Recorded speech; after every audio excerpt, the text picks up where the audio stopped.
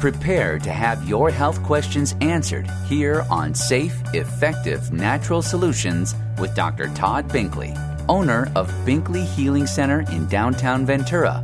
Now, here's Dr. Todd.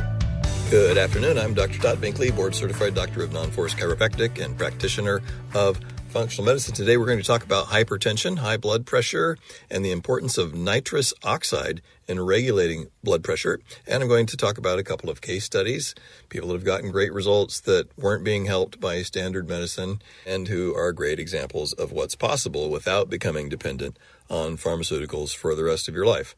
That being said, I always caution people, I'm the guy that people go to who want to get off all of their medications, quotes, unquotes. And, sometimes that's possible, sometimes it isn't.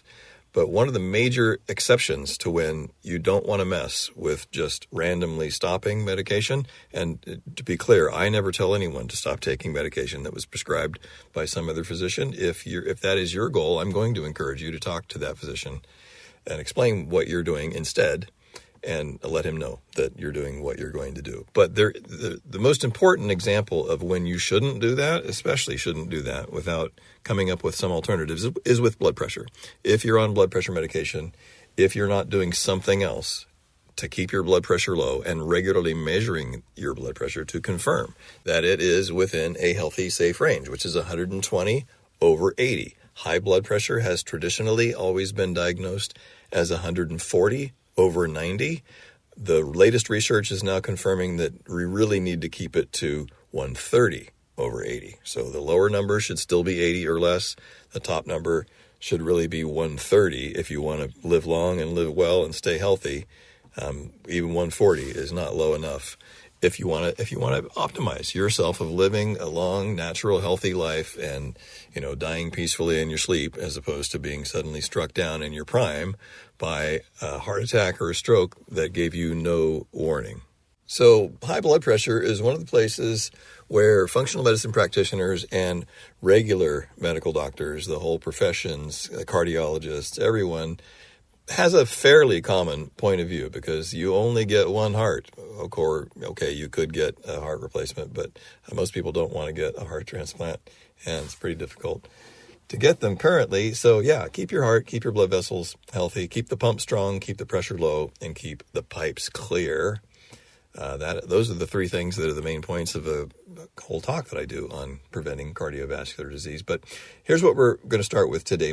Another headline published in the Journal of American College of Cardiology: More Americans Need Blood Pressure Meds, updated guidelines say. So these updated guidelines were proposed a few months ago. I mentioned them in a previous show, and they are now officially adopted and basically confirming what I mentioned previously, which is that we really should be controlling blood pressure to 130 instead of 140 for the top number.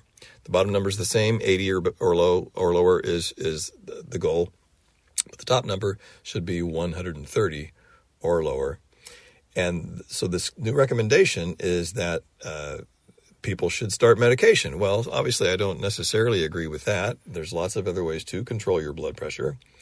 But I do agree, and I tell all my patients that if you're not doing that, two things need to always happen regarding blood pressure. You need to check it. Most people don't check their blood pressure.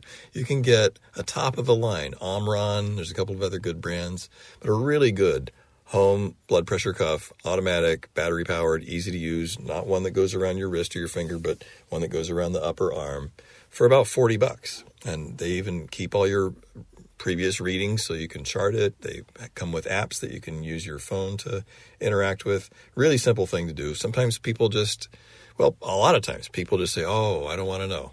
Yes, you do. You want to know.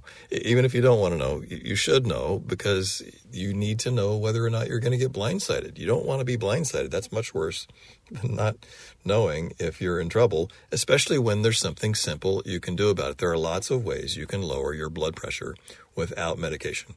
But of course, the main ways that modern medicine does it is with medication. So the current recommendations, now official, are for anyone who has an average blood pressure where the top number is over 130. And after 3 to 6 months of lifestyle intervention without any change, in individuals who are estimated to have a 10-year cardiovascular risk of less than 7.5%. We'll come back to that. That's a little bit technical. But basically, most people, if the number is, most adults in America on a standard American diet, living with the normal stresses that people have, if your blood pressure, if the top number is above 130, and this is the part that you probably don't hear from your doctor. This is the official recommendation. It says it right here. After 3 to 6 months of lifestyle intervention. Did your doctor tell you that part, or did they just write your prescription for blood pressure medication if you're on it? So that's the part that still gets left out. And it's exciting that for the first time it is in clear print in the official recommendations. What does that mean? 3 to 6 months of lifestyle intervention. That means doing things that I'm going to talk about more in a minute, but it's something as simple as doing deep breathing exercises. And it always starts with checking your blood pressure to see if you need to do lifestyle interventions and then see the results of those. So, for example, if you're in a stressful situation, you go home, you take your blood pressure. We should talk about how to take your blood pressure too. I'll come back to that. You don't just sit down when you're stressful, slap the cuff on, and immediately start pumping. That's going to create the same white coat syndrome that you get when you go into the doctor's office.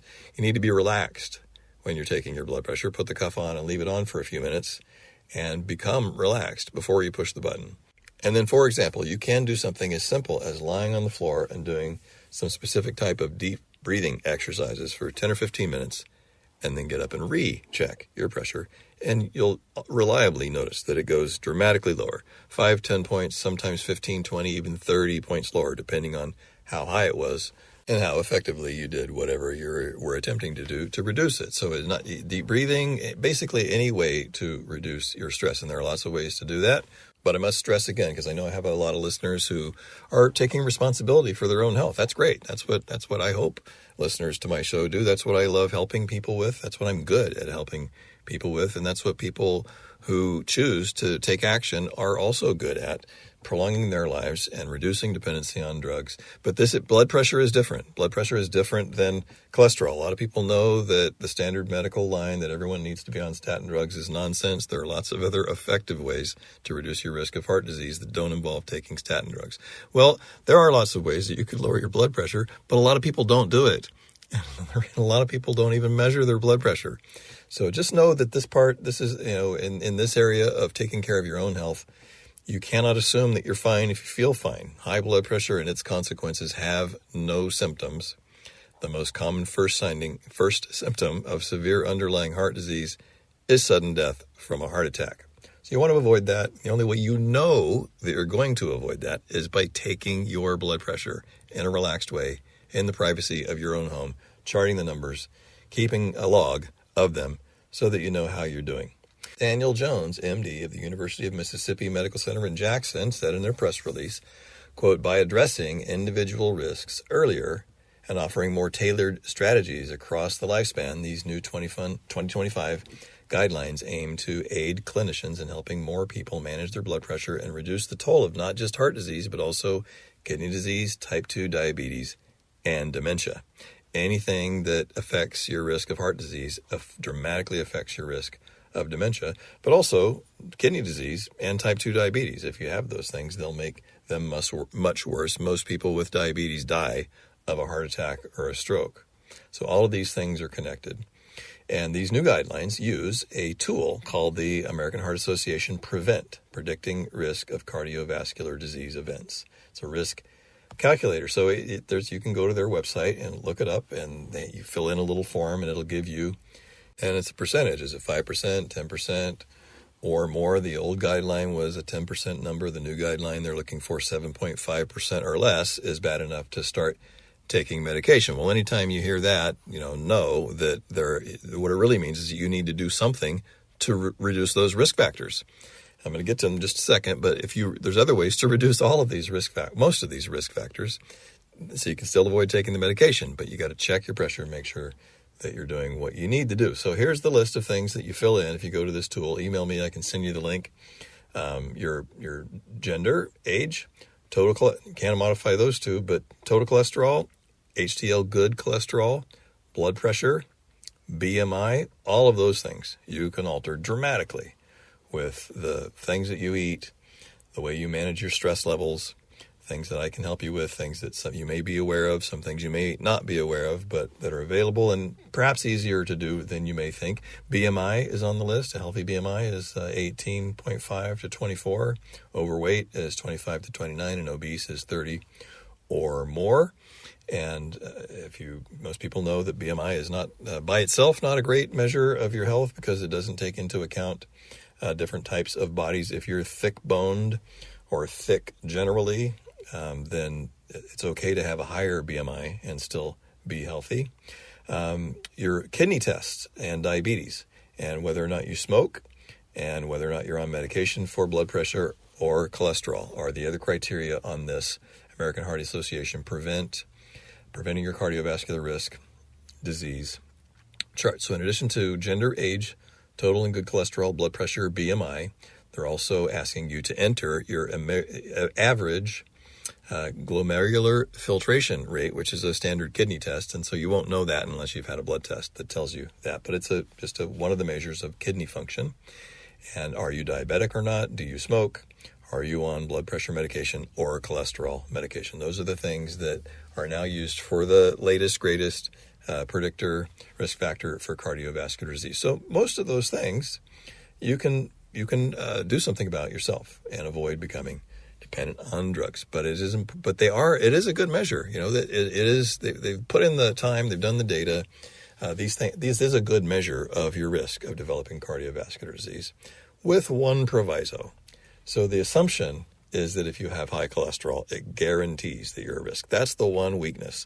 High cholesterol doesn't cause heart disease. It is very strongly associated with it. They do go together, but they're not causatively linked. If you can have high cholesterol and be at low risk of heart disease, and you can have normal cholesterol and be at high risk of cardiovascular disease. I'm Dr. Todd Binkley. You're listening to Safe, Effective, Natural Solutions to Almost Any Health Challenge. Today we're talking about high blood pressure, and I'm going to, I promised I'd go over some case studies, so I want to make sure that I don't forget to do that. I always tend to run out of time early. So here's just an example. Here's a common example. A 57-year-old obese man, his average blood pressure was 170/95, had been that way for several years. He tried some blood pressure medication, didn't like the way it made him feel, and he was a big, strong man, and he said, "I'm not going to take this anymore. I feel fine." Well, I told him, it doesn't matter how you feel. You need to get your blood pressure down. He said, "Okay, well, how are we going to do that?" So one of the main things I gave him was a product called Citranox by Ortho Molecular Products. The main ingredient is citrulline. And the reason that works is because it supports the production of nitric oxide.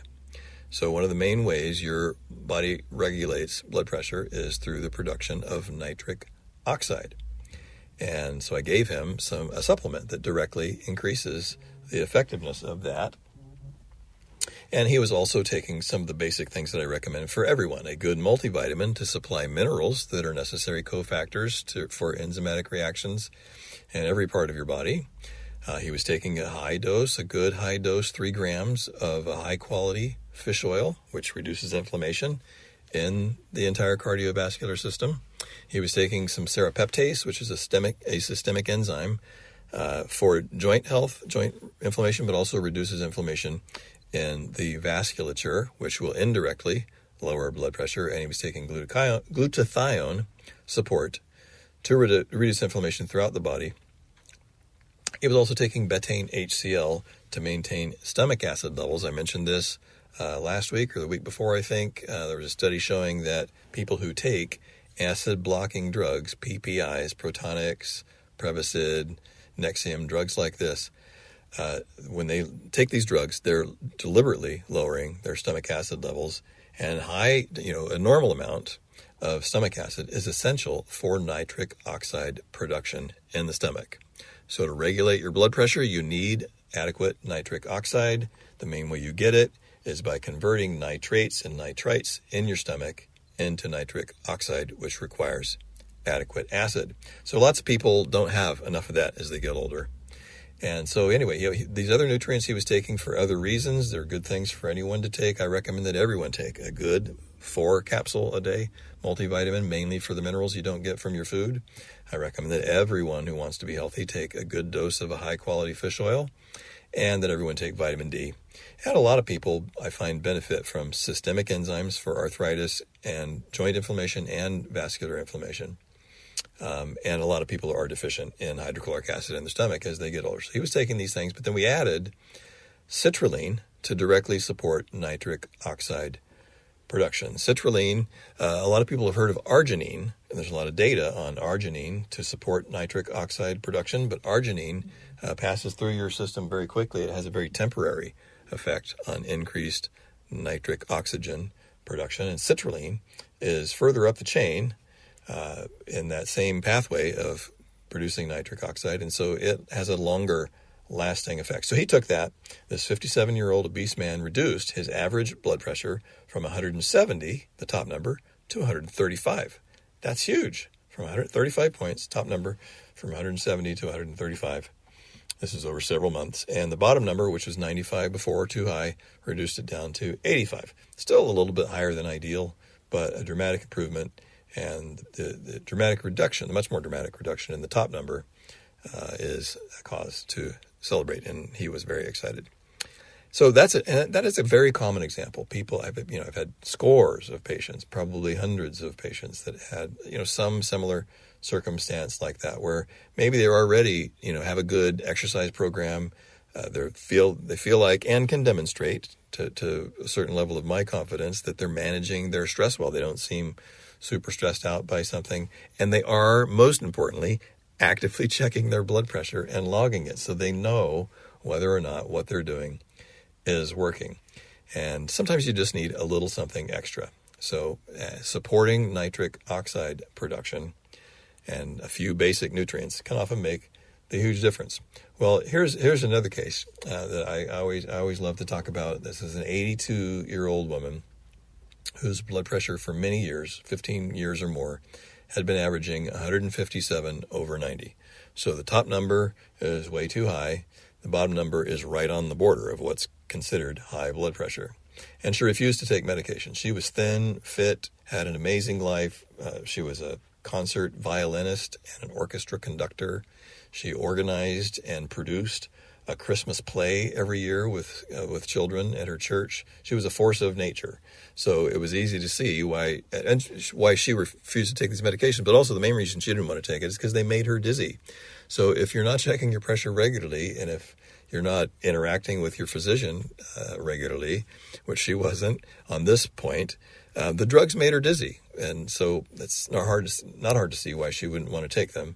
And that is not uncommon, especially in people in their 80s, for a physician to give somebody too much, to overzealously dose the blood pressure medication, which results in someone feeling dizzy, especially when they stand up quickly. So if that's happening, then you shouldn't be taking that much medication. But it doesn't mean you shouldn't take any.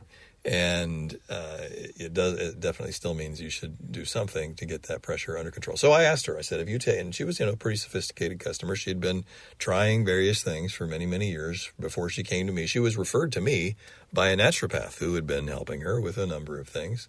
So I asked her, I said, have you taken a good dose? Well, what's a good dose? 3 grams. 3 to 4 capsules of a high-quality fish oil. Oh, yeah, I tried that. It didn't work. I said, are you taking 5,000 units of vitamin D every day to get your blood level up to between 50 and 90? She said, well, no, not that much, but there's vitamin D somewhere in the stuff I take. I know I'm taking my vitamin D. Well, she hasn't tested it. And I said, are you taking a good multivitamin to get all the minerals in bioavailable forms that your body needs to catalyze all the chemical reactions required for healing and repairing? No. Yes, no, I did that. It didn't work. Have you taken nattokinase, the systemic enzyme from the Japanese food natto that was identified several decades ago to be a chief cause of the much lower incidence of cardiovascular disease in the Japanese? No. She tried that once briefly, didn't work. Has she tried any form of citrulline, like the product I was just talking about? Yeah, she tried it. It didn't work. I said, are you taking coenzyme Q10 to keep your heart strong so that it doesn't have to work so hard when you're active, even though your blood pressure is too high? and you can still do everything you want without the pressure spiking. She says, yeah, I tried that for several years. Didn't work. Well, hopefully by now, listeners to this show know where I'm going with this. What is my next question? Have you ever tried taking all of those things at the same time? Well, no, of course not, she said indignantly. How would I know if any of them worked if I didn't take them one at a time to see if they worked? Well, that strategy doesn't work. Nutrients don't work. They're not drugs. They don't work by themselves. They work in combination.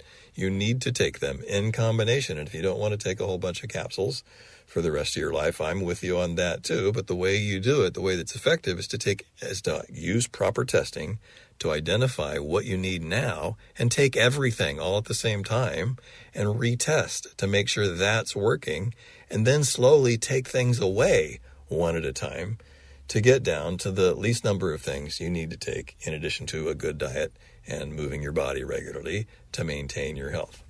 Well, this woman is smart, and she did exactly that. She took everything that I just mentioned, and after a few weeks, her blood pressure went in her 80s. This is really difficult to do. It's really easy, relatively easy, to get someone's blood pressure down 15, 20, 30 points when they're in their 40s, 50s, and 60s. This is an 82-year-old woman. I didn't mention it before. She had also had open heart surgery a couple of year and a half, something like that before then. And her blood pressure dropped 30 points. The top number went from 157 to 127 over 90. Oh, the 90 is not going to change. The bottom number is the pressure that's in your pipes all the time. It's the result of stiffness from aging, a little bit of plaque buildup. It's really difficult to lower that bottom number, and it's not caused by stress. And it's not as important in a situation like this. Getting that top number down is the one that causes the most strain on your heart, the one that causes a sudden heart attack or a stroke. And we got it down 30 points.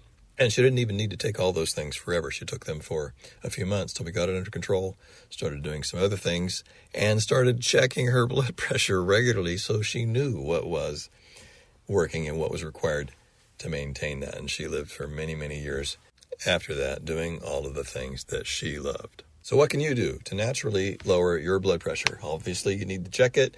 And deep breathing exercise is a simple thing.